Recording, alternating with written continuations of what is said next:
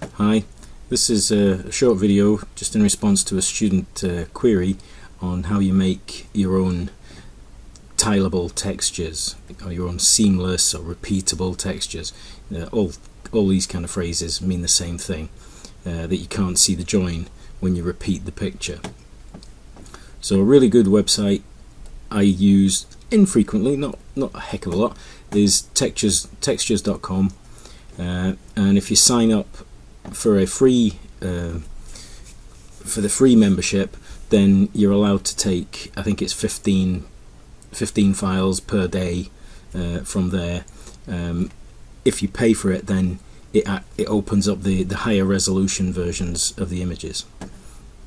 So the students were looking for a texture that looked like crumpled paper. Okay, so we just want to kind of search the library here. Go to browse library. We can have a look for crumpled.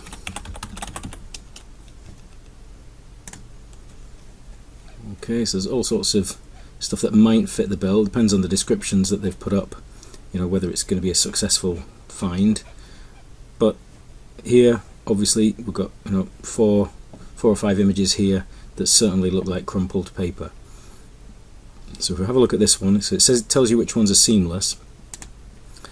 So we have a look at this one, and two versions, a kind of portrait version or a square version, and you can see that this one's free if you just go for the smallest version, and you've got to use up credits to get the higher res ones. Okay, so let's take that one. Down it comes. Let's just go back and take the other decent one. So there's another one here that's effectively smaller. So the image is the same pixel size, but it's got more crinkles in it. It's more, so in a way it's kind of lower resolution in a way. So I'll get both of those. Okay, let's just open in Photoshop and just see what happens when you do repeat it. Just see how good it is. Don't necessarily trust what they say is seamless. You've got to check it yourself. So let's just get Photoshop up and have a look in downloads. Okay, so the second one was the should be the one that's got a bigger coverage, more crinkles. Okay, and just to check it's seamless, if you copy everything that's there, well, what probably easier to do is lift it off. So Control A, Control X. Okay, so it lifts it off the background. Then Control V.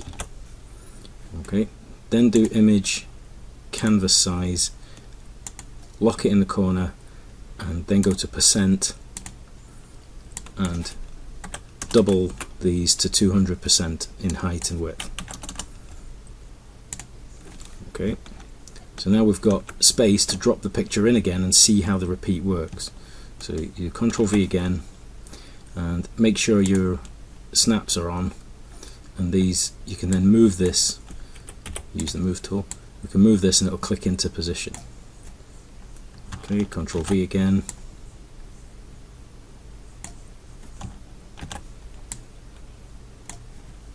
Okay, it looks pretty good. I can see a little bit of a pattern. There seems to be like a cross if you kind of squint, but it looks pretty good. So what we'll do there is try it even bigger.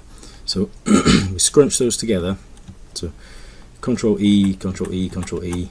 So we've got a single layer now, and we'll do the same again. So Control A, this time Control C, then do your canvas size again. Okay, 200% again. Okay, because we just want to see, if there is a noticeable pattern once it is tiling. This looks pretty good, really. Obviously there is a little bit of a pattern there. There's a kind of a swirl that seems to be repeating, but it's not, disastrous. Okay, I probably wouldn't bother trying to edit that. I think that one works pretty well. Okay, so you could keep this big one then. So you could say, well, this is the equivalent in real terms. You know, if it was actual paper that was getting crumpled, then I would probably say that was maybe about 1.5 meters, say. So I might now save this. Okay, we could keep it as a PSD initially. Crumpled paper, and say 1500 millimeters by 1500 millimeters, just so you know what size to use in your visualization software. Okay, so that's obviously, you know, up to interpretation. Somebody might be wanting this to represent something else, you know, much larger, but that's up to them. And then we want to do save the copy as a JPEG, or, you know, not a PSD, whichever file type you need to use. That's okay, and save that. Highest quality just now. Okay, so that's coming from a library. So we've found an image, we've tested it, works okay. What if you go and kind of look for your own? If there's nothing in the libraries that you can find, then you maybe want to use your own one. So I've had a wee look on the internet and come up with a couple of images which are nice, you know, actually look more papery. There's, you know, like it's been really crunched up and roughed about a bit. It looks quite soft, you know, like a fabric, and even.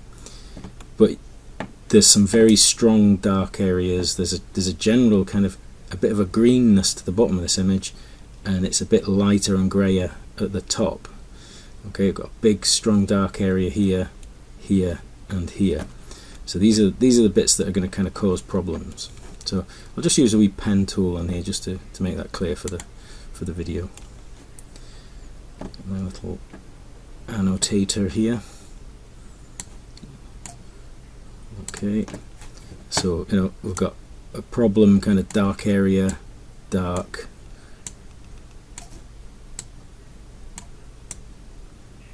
and these are going to generate a pretty repetitive kind of pattern.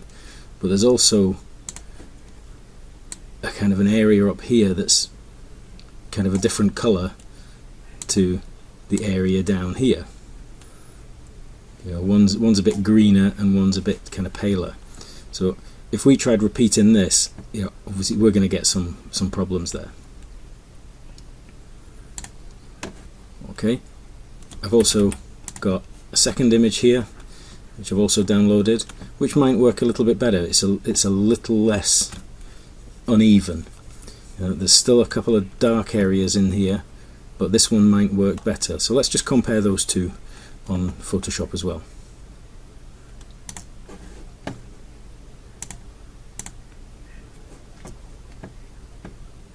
Okay, and I think they're on my desktop this time. There we go. Control paper 1 and 2. Okay, so let's try the worst one first. This is the one I thought was kind of the least, going to be the least successful. So Control A, Control X, Control V, and then image, canvas size. So we'll just do the same again. Percent, so 200. Okay, so we plop that in. Move it into position.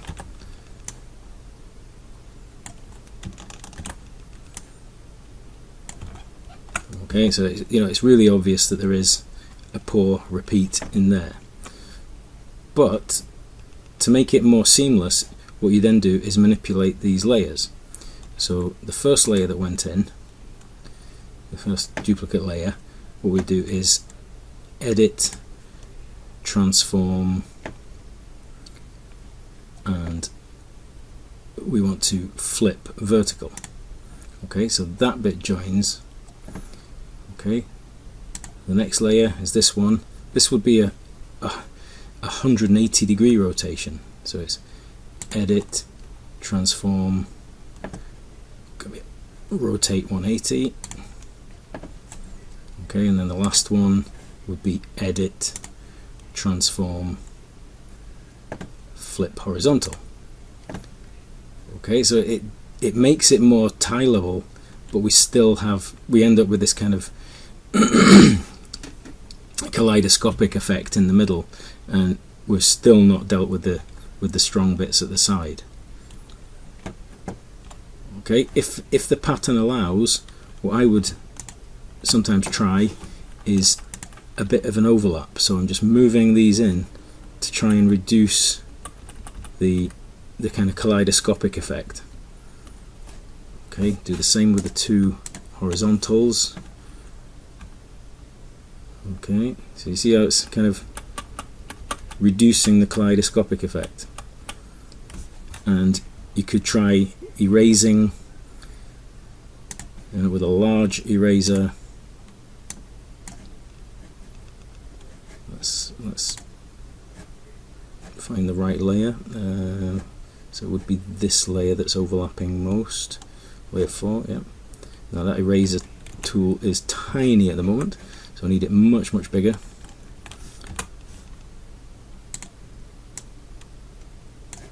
There we go. So you can kind of erase and just kind of blur that distinction between those two bits. And with a pattern as kind of fairly random as this, it's then quite difficult to see the join. Over here I've got this layer 2 coming down onto layer 1, and we could do the same there. We could kind of erase, and you start to lose the kind of harder edge. And it takes a very keen eye to be able to see where those two join. And then you'd have to do the vertical as well. So layer 3,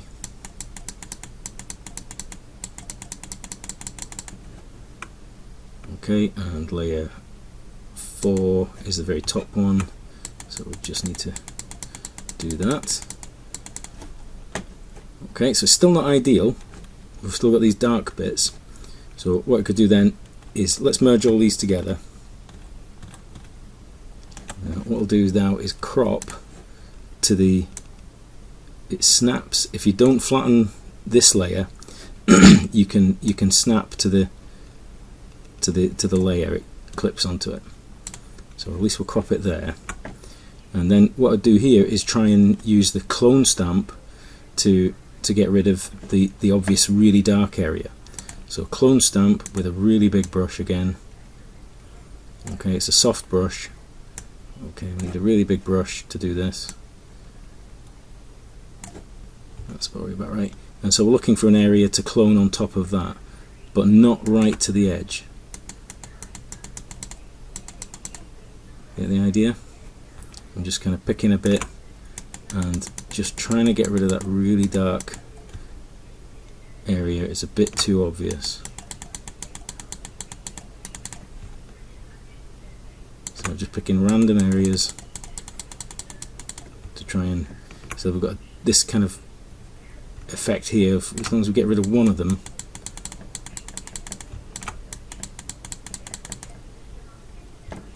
bit of a strong dark area there as well. We might have to deal with that one.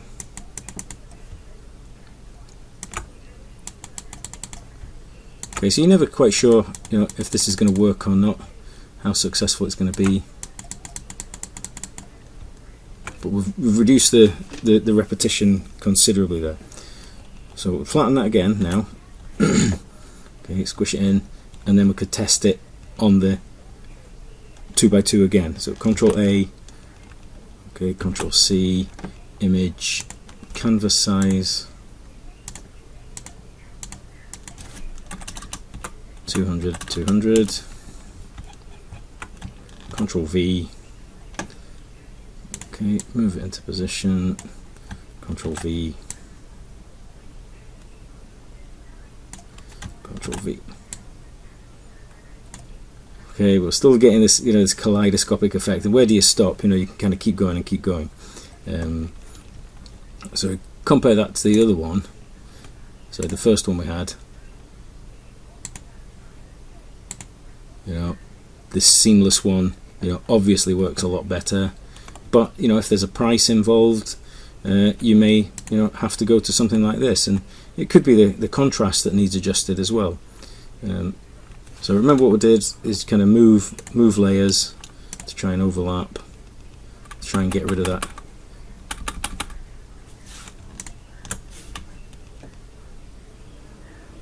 What's happening in the middle? Quite a big overlap there. Let's take it right across.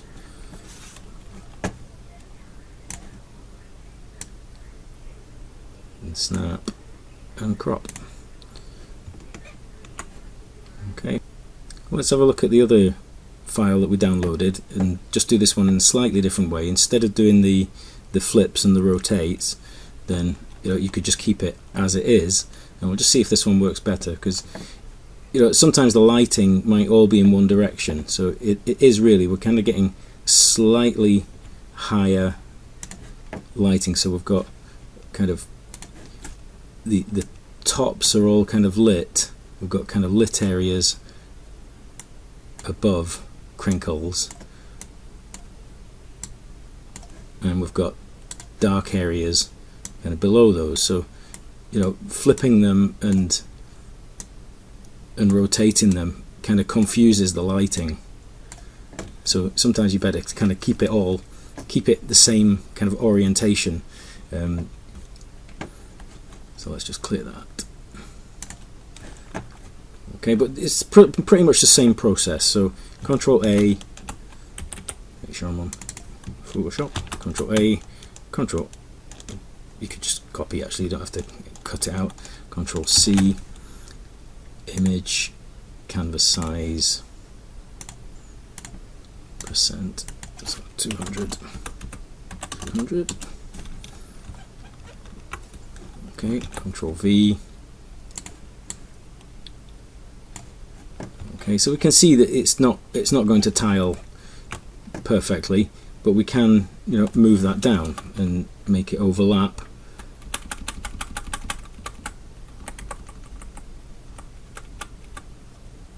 Okay, so let's maybe take away a fair chunk this time.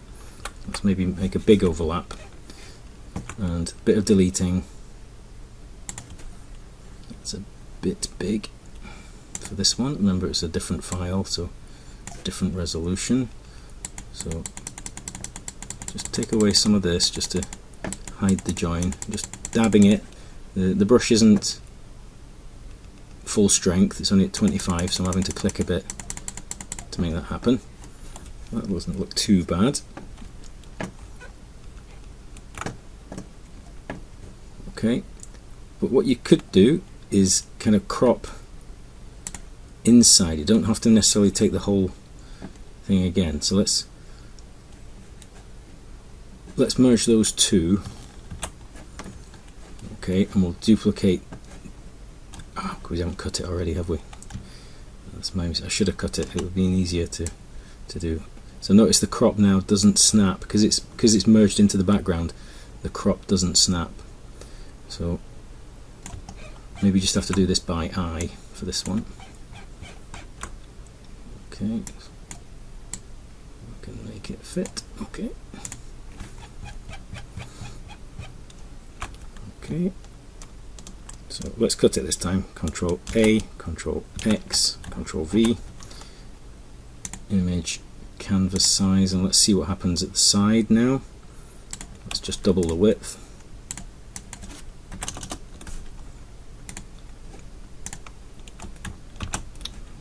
Kept it at 200 pixels instead of 200%. Image, canvas size, %, 200. That's better. Control V. Okay, so you can see there is kind of a pattern appearing, but we could overlap to at least get rid of the join. Okay, so you might, if it's a big delete, you could sometimes use a feathered marquee, so you can put feathering on. That could speed things up, or just use the eraser. So just kind of blurring what's happening. Sometimes you might want to use a harder brush, the soft brush. might sometimes be less effective. You see, it's a bit kind of crunchier if you use the harder brush. It might work better with this particular type of image. Okay, let's fuse those together. Okay, what we could do now is kind of crop a bit from the middle instead, and that would maybe work, because we're still not necessarily going to tile in the top to bottom. So let's just crop it again first. Okay, we're snapping to the edge, which is good. And let's see how it is working now. So Control A, Control C, image canvas size %.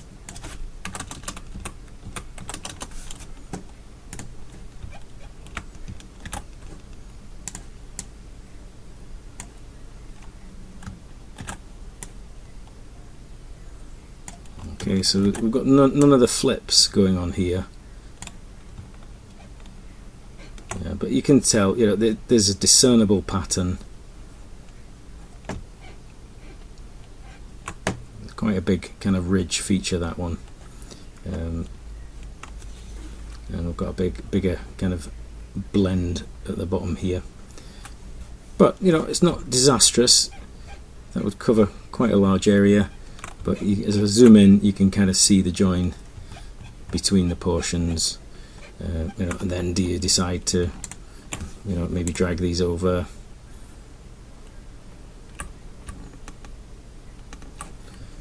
Take the two top ones, pull them down. And does it work better if we move this layer above, possibly? Yeah. And then crop again. So that's the kind of the score. But once it's on objects and you've got shape and you've got, you know, other light and shadow falling onto it, the pattern might not be so disastrous and discernible. On this one, it's not very distinct, but it could be just a case of, you know, adjusting the brightness and the contrast. So if we just bring those together and then image adjustments, and you know, it might be a case of kind of tweaking these to try and get it a bit more punchy. Doesn't seem to be having a great effect there, but let's just cancel that. You know, there's not much contrast here to work with initially. It's quite soft.